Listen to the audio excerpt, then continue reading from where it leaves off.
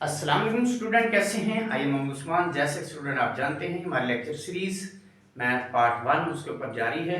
तो आज हम डिस्कस करने जा रहे हैं एक्सरसाइज 9.1 और उसका क्वेश्चन नंबर 14 से ऑनवर्ड। तो बेटा क्वेश्चन नंबर 14 जो कि मोस्ट इंपॉर्टेंट शॉर्ट क्वेश्चन बन सकता है, तो इसको आपने अच्छे से लर्न करना है और सीखना है। आइए बेटा डिस्कस करते हैं एक्सरसाइज 9.1 और क्वेश्चन नंबर 14 को। जी बेटा क्वेश्चन नंबर 14 में show that the area of a sector of a circular region of radius r is 1 by 2 r square theta। कि इसके अंदर हमने शो ये करवाना है कि एक सर्कुलर रीजन है और उस सर्कुलर रीजन का जो सेक्टर है of region of radius r is mean जिसका रेडियस r है और सर्कुलर रीजन का आप शो करवाओ कि उसका एरिया 1/2 r स्क्वायर थीटा है।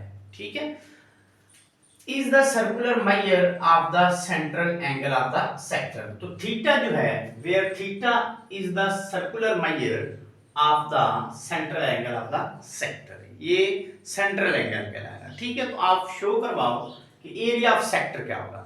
असल में बेटा बेसिकली जो सेक्टर है वो क्या होता है, सेक्टर जो होता है हम सर्कल का कोई सा एक हिस्सा ले लें। ठीक है, सर्कल को कोई से दो पॉइंट पे कट करते हैं, फिर जो उन पॉइंट को मिलाएंगे सेंटर के साथ तो जो हिस्सा कट होता है उसको सेक्टर बोलते हैं। जैसे कि मैं अगर यहाँ पे एक सर्कल लूं तो ये मैं एक सर्कल ले लेता हूं, ये मैंने एक सर्कल ले लिया। ठीक है, अब इस सर्कल का जो सेंटर होगा वो हमारा यहां से लेके इतना आर है, ये हमारा सेंटर हो गया। अब देखो यहां से लेके मैंने कोई यहां से कट कर दिया, तो फिर यहां से जब इसको यूं मिलाऊंगा तो ये जो हिस्सा मेरा कट हुआ, देखो एक पॉइंट मेरा ये बन गया जिसको मैं ए का नाम दे देता हूं, ये पॉइंट मेरा बी बन गया। तो ये जो हिस्सा कट हुआ है इसको हम सेक्टर कहेंगे। अब इसके अंदर उसने कहा है कि जो इस इतना एंगल बन रहा है ये एंगल, तो ये हमारा थीटा होगा। क्या होगा? थीटा। और ये circular measure of circular measure है, ये उसका एंगल हम थीटा ले रहे हैं। ठीक, अब उसके बाद बेटा ये जो सेक्टर कटा है इस सेक्टर का एरिया क्या है, उसने कहा ये इसका एरिया है 1/2 r स्क्वायर थीटा। तो ये कैसे आया इसको आपने शो करवाना है। ठीक है, तो इसका मतलब यहाँ पे जो इतने चीज है बेटा, ये जो चीज है इसको मैं एरिया का नाम दे देता हूं ए का। ठीक है, ये जो मैंने नाम दिया ये हिस्सा जो कट हुआ ये दरमियान वाला हिस्सा, इसका ये एरिया कहलाएगा, एरिया ऑफ सेक्टर। ठीक है, तो ये हमने शो करवाना है कि एरिया ऑफ सेक्टर जो है 1/2 r स्क्वायर थीटा है, तो ये कैसे आएगा। ठीक है, ये हमने शो करवाना है, जबकि सेक्टर का जो एंगल है वो थीटा है। क्या है? थीटा है। अब बेटा इसको हम शो करवाने के लिए क्या करेंगे, क्योंकि ये हमने एक सर्कल लिया है और उसमें से एक पोर्शन लिया है जिसको हमने सेक्टर कहा है। ठीक है, तो अब हम कुछ डाटा है बेटा वो लिख लेते हैं। देखो एरिया ऑफ अ सेक्टर क्या हो गया। ठीक है, A is equal to area of sector, area of a sector. तो यहां पे बेटा हमारा ए जो है ये कहलाएगा एरिया ऑफ अ सेक्टर। इसी तरीके से अब ये को सर्कल जो है सर्कल, अब सेक्टर का एरिया तो मैंने लेट कर लिया। ठीक है, लेट किया है, यहां पे हमने लेट करना है, let A is equal to area of a sector. अब जो सेक्टर लिया ये सर्कल का लिया, लिहाजा सर्कल का फिर एरिया क्या होगा ये याद करें बेटा, area of a circle A is equal to pi r square. और ये क्या होता है बेटा, ये होता है area of a circle, area of a circle. इसको मैंने ब्रैकेट में लिख दिया, a is equal to pi r square, ये मैंने ब्रैकेट में मेंशन कर दिया, ये एरिया ऑफ अ सर्कल होता है, एरिया ऑफ अ सर्कल। ये मैंने क्या ऐड किया, a is equal to area of a sector, ये हमने शो करवाना है। a is equal to pi r square, ये हमने हमारे पास होता है पहले से, क्योंकि एरिया ऑफ सर्कल क्या होता है, पाई आर स्क्वायर होता है। ठीक है, अब देखो हमने एरिया को डिस्कस कर लिया, किसके, सेक्टर के एरिया को भी और सर्कल के एरिया को भी हमने डिस्कस कर लिया। अब हमने डिस्कस करना है एंगल को। तो यहाँ मैंने थीटा जो नाम दिया ये एरिया ऑफ सेक्टर का नाम दिया, एंगल ऑफ सेक्टर का नाम दिया। तो लिहाजा मैं यहाँ लिखूंगा कि मेरा जो थीटा होगा, थीटा ये हमारा एंगल ऑफ सेक्टर है, एंगल ऑफ अ सेक्टर। तो ये सेक्टर का क्या कहलाएगा, एंगल कहलाएगा। Theta is equal to angle of a sector, ये एंगल ऑफ अ सेक्टर होगा। अब हमने एंगल ऑफ अ सर्कल की बात करनी है। तो बेटा देखो सर्कल का हमने पहले भी डिस्कस किया होता है, जो एक कंप्लीट ये हमारे पास जो एक सर्कल बन रहा है, इस सर्कल का जो एंगल होता था वो 2 पाई मीन 360 डिग्री था। तो यहाँ पे मैं लिख सकता हूँ थीटा इज इक्वल टू 2 पाई, और यहाँ मेंशन कर देता हूँ कि angle of circle, angle of a circle. तो ये हमारा सर्कल का एंगल कहलाएगा। इसको मैं ब्रैकेट में क्लोज कर देता हूँ। तो मैंने क्या किया, मैंने सेक्टर का एरिया अलग से जो है ना उसको लिख दिया है, और उसका एंगल मैंने अलग से मेंशन कर दिया है, ठीक है। सर्कल का एंगल अलग से मेंशन कर दिया है, उसका एरिया अलग से मेंशन कर दिया है। तो दोनों एरिया एक साथ राइट कर लिए, दोनों एंगल एक साथ राइट कर लिए, क्योंकि हमने जो बेटा प्रूव करना है वो area of sector is equal to 1/2 r square theta find करना है। तो बेटा यहां हमने जो है पहले पढ़ा हुआ है by elementary geometry, by elementary geometry, elementary geometry, elementary geometry. Elementary geometry में हमने क्या पढ़ा है कि एंगल एंगल के दरमियान रेशो ली जाती है, वो प्रोपोर्शनल होती है उसके दरमियान एरिया एरिया के दरमियान, ठीक है। तो अब हमने यहाँ क्या करना है, एरिया एरिया के दरमियान रेशो लेनी है और एंगल एंगल के दरमियान रेशो लेनी है। तो देखो यहाँ मैं एक स्टेटमेंट लिखूंगा, जो रेशो है एरिया, क्या लिखूंगा, area of a sector, area of a sector ratio, क्या लिखूंगा, ratio, area of a sector, area of sector ratio area, area of a circle, area of a circle, area of a sector ratio area of a circle, proportion, ये proportional होती है, क्या होती है, proportional होती है, angle of a angle of a sector, angle of sector, और ratio angle of a circle, angle of a circle. Clear बेटा, ये मैंने मेंशन कर दिया बाय एलिमेंट्री ज्योमेट्री क्या होता है, area of sector ratio area of a circle, proportional होती है angle of sector ratio angle of a circle, angle of a circle. तो यहां देखो बेटा एरिया ऑफ सेक्टर हमारे पास क्या है, एरिया ऑफ सेक्टर हमारे पास है A, ratio area of a circle क्या है हमारे पास, pi r square, pi r square. Proportional को अगर हम सॉल्व करें तो ये इक्वालिटी को शो करता है, किसको शो करता है, इक्वालिटी को। एंगल ऑफ अ सेक्टर क्या था, थीटा, देखो angle of a sector theta, और एंगल ऑफ अ सर्कल वो रेशो क्या है, 2 पाई, क्या है, 2 पाई। क्लियर हो गया। तो यहां हमने क्या मेंशन कर दिया कि area of a sector ratio area of a circle वो मेंशन कर दिया, प्रोपोर्शनल को इक्वालिटी में चेंज कर देते हैं, एंगल ऑफ सेक्टर थीटा है, एंगल ऑफ सर्कल 2 पाई है। रेशो का मतलब क्या होता है, बटा। अब यहां पे हम क्या करेंगे, A divided by pi r square is equal to, इसका भी क्या मतलब होता है, बटा, थीटा डिवाइडेड बाय 2 पाई, डिवाइडेड बाय 2 पाई। अब यहां से अगर मैं इसको सॉल्व करता हूं तो this implies that area A is equal to, हमारा क्या आ जाएगा, area A is equal to pi r square, जब ये दूसरी साइड में जाएगा तो ये theta over 2 pi multiply by pi r square, pi r square हो जाएगा। क्लियर है। अब यहां से अगर मैं पाई को पाई से कट कर दूं, पाई को पाई से कट कर दूं, तो यहां मेरा एरिया आ जाएगा, area A is equal to theta over 2, theta over 2, और साथ में क्या आ जाएगा बेटा, थीटा ओवर 2, इधर आ गया एक पाई, पाई से कैंसिल, तो आर स्क्वायर, इधर क्या आ गया, R square. This implies that, अगर इस चीज को मैं यूं लिख दूं, देखो a is equal to theta R square divided by 2, ये चीज बन गई। और इसको मैं मजीद क्या लिख सकता हूं, this implies that a is equal to 1/2 R square theta, या थीटा आर स्क्वायर भी लिख सकते हैं, आर स्क्वायर थीटा भी लिख सकते हैं। तो ये हमारा देखो क्या आ गया, हमारे पास एरिया आ गया। किसका एरिया? Area of sector. तो यही हमने क्या करना था, शो करवाना था। This is called area of sector. तो ये हमारा क्या कहलाता है, एरिया ऑफ अ सेक्टर। तो ये हमारा एरिया ऑफ सेक्टर आ गया। क्लियर है? ये हमने क्या करना था बेटा, शो करवाना था कि आप शो करवाओ कि area of sector of circular region of radius R, जिसका रेडियस आर है, इज 1/2 आर स्क्वायर थीटा। तो ये हमने क्या करना था, शो करवाना था। तो ये हमने क्या कर दिया बेटा, शो करवा दिया।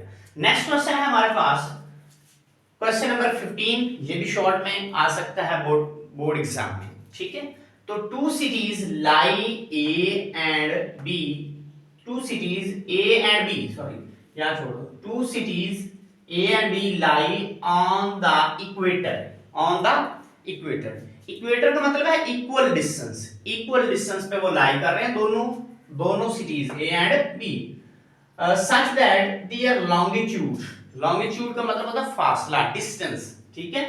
Longitude are mean 45 degree east and 25 degree west. तो मीन वो जो एंगल बना रहे हैं ईस्ट और वेस्ट में, वो एक 45 डिग्री बना रहा है, एक 25 डिग्री बना रहा है, ठीक है।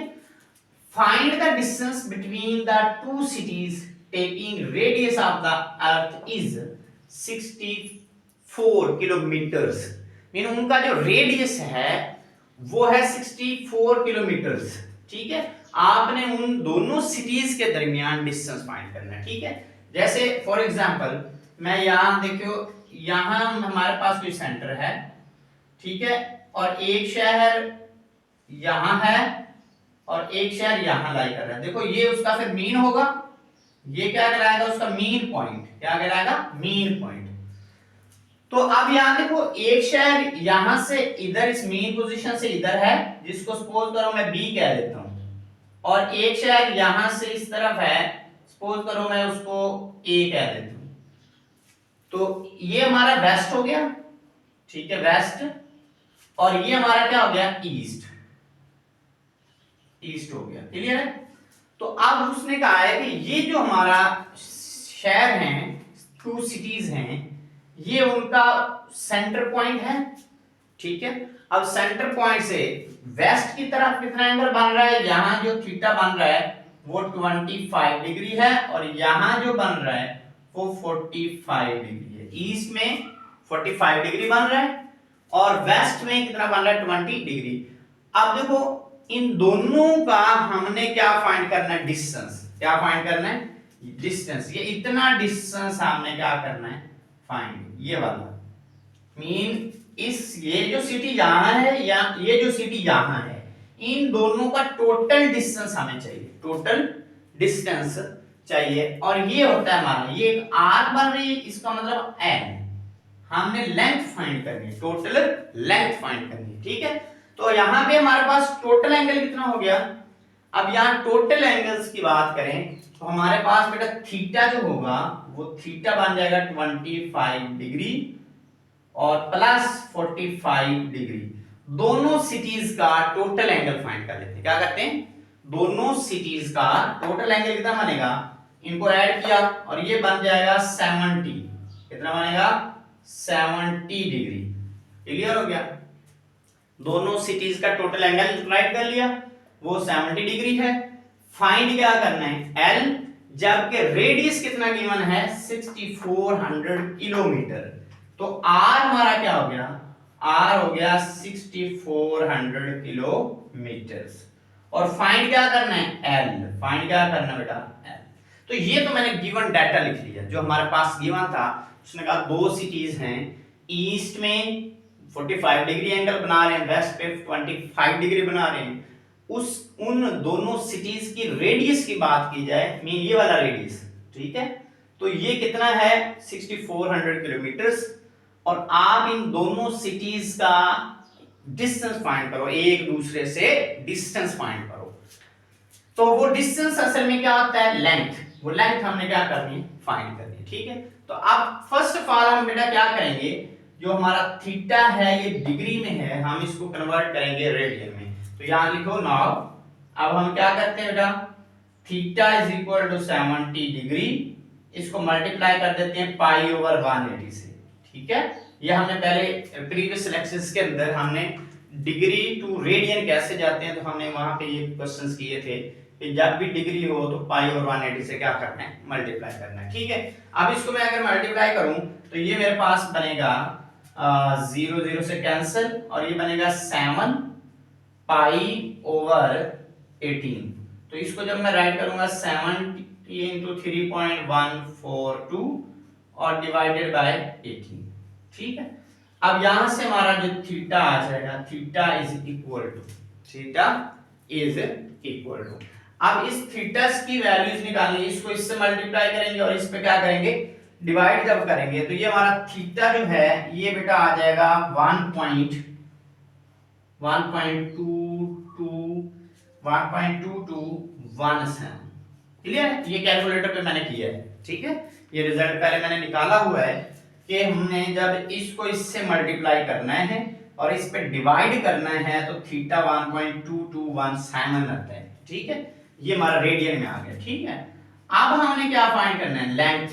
क्या फाइंड करनी है, लेंथ में टोटल डिस्टेंस। तो थीटा रेडियन में आ गया और आर हमारा है किलोमीटर्स में, लिहाजा ये किलोमीटर में ही रहेगा, क्योंकि दो सिटीज का जब डिस्टेंस फाइंड किया जाता है तो वो भी किलोमीटर में ही किया जाता है। नाउ फार्मूला लगाते हैं बेटा, now L is equal to R theta, L is equal to R theta. तो बेटा यहां देखो L is equal to R theta, R कितना है 6400 किलोमीटर्स, और इसके बाद जो 1.2217 इसको मल्टीप्लाई करेंगे। ठीक है, इसको मल्टीप्लाई करेंगे तो ये हमारा L जो है ये आ जाएगा 18.8 किलोमीटर। ये इतना डिस्टेंस आ जाएगा। अगर मैं इसको अप्रोक्सीमेट करूं, क्या करूं, इस चीज को जब मैं इससे मल्टीप्लाई करता हूं तो मेरा लेंथ जो है, मीन टोटल डिस्टेंस जो है वो 7818.8 किलोमीटर आता है। और अगर अप्रोक्सीमेट डिस्टेंस की बात करूं तो ये मेरा अप्रोक्सीमेट डिस्टेंस बन जाता है 19 किलोमीटर, 19 किलोमीटर मीन अप्रोक्सीमेट।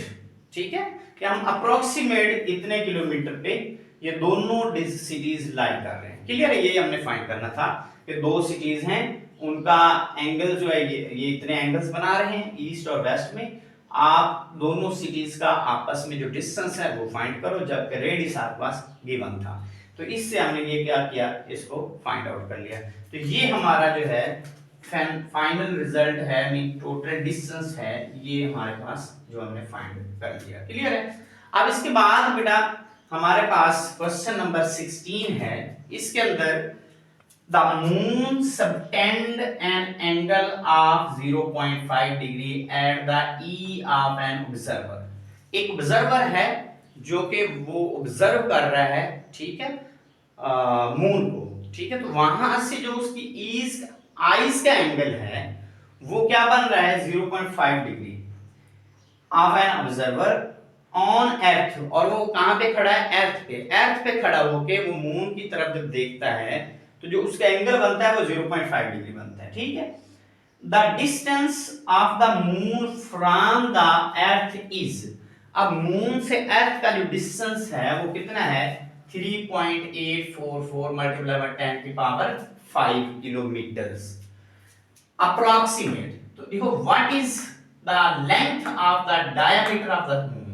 तो आप मून के जो डायमीटर है उसकी लेंथ क्या होगी वो हमने क्या करनी है, फाइंड, मीन उसका जो डायमीटर है मीन टोटल डिस्टेंस है वो फाइंड करना कितना है। तो यहां आप देखो डाटा अगर लिखो गिवन डाटा, तो हमारे पास मेरा एंगल गिवन है, क्या गिवन है, थीटा।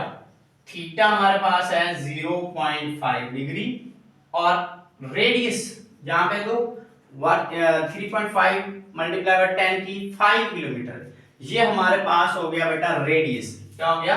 रेडियस। रेडियस आ गया हमारा 3.844 मल्टीप्लाई बाय 10 की पावर 5 किलोमीटर्स। तो ये हमारा जो रेडियस आ गया, और हमने क्या फाइंड करना है? एल। क्या फाइंड करना है? लेंथ। तो एल फाइंड करना है। क्लियर हो गया बेटा? तो फर्स्ट ऑफ ऑल हम जो हमारा एंगल है थीटा 0.5 डिग्री, इसको कन्वर्ट करो रेडियन में। ठीक है, इसमें कन्वर्ट करो रेडियन में। जब रेडियन में कन्वर्ट करूंगा तो ये theta is equal to 0.5 multiply by pi over 180। Pi over 180, इसको इससे क्या कर देते हैं? मल्टीप्लाई। आप क्या करो? पाई की वैल्यू पुट कर दो। तो जब मैं पाई की वैल्यू पुट करूंगा 0.5 मल्टीप्लाई बाय 3.142 और डिवाइडेड बाय 180, तो थीटा मेरा क्या आएगा? जब हम इसको इससे मल्टीप्लाई करेंगे और 180 पे डिवाइड करेंगे तो थीटा आई थिंक आएगा 0.0087008 और 26 अप्रॉक्सीमेट। क्लियर?